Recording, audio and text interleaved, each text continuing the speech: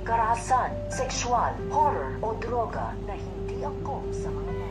So guys, napabago nga nito ni Giselle ang isip ng mag-ama nga Eric at ito kang si Justine na magbalik dito nga sa US.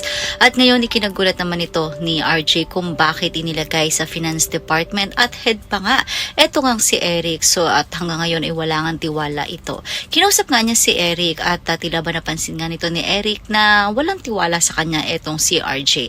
Na baka kung ano ang gawin nga nito. Kung kaya't kinausap ni RJ din ang kanyang ate Giselle at sinabi nga nito ni Giselle na hindi naman niya ito ginawa para kay Eric kundi para sa kanyang anak sapagkat ito lamang ang tanging kahilingan nito at tanging paraan para mapagbigyan siya na mag-stay nga at magtrabaho sa Apex. Subalit mukhang tama nga si RJ na hindi dapat pagtiwalaan itong si Eric at maging itong si Justine sapagkat ngayon iniisip nga nito ni Justine na masaya na siya at nakapasok na siya dito sa Apex at sa buhay ng kanyang ina at hindi daw niya ito gagawin para sa kanyang lolo dahil may iba nga siyang motibo sa pagtatrabaho dito sa Apex. So hanggang saan nga ba ang paghihiganti ni Justine at Eric kay Giselle? Yan ang mga dapat nating abangan dito nga lang sa Abot Kamay na Pangarap.